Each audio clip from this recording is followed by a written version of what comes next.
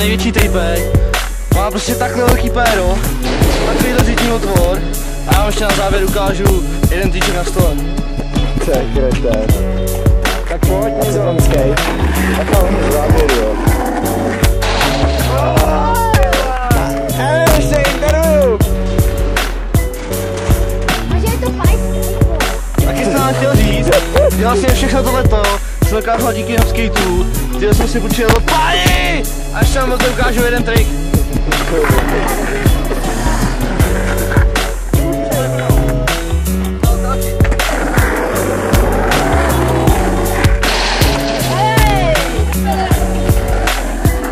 je video, ty vole.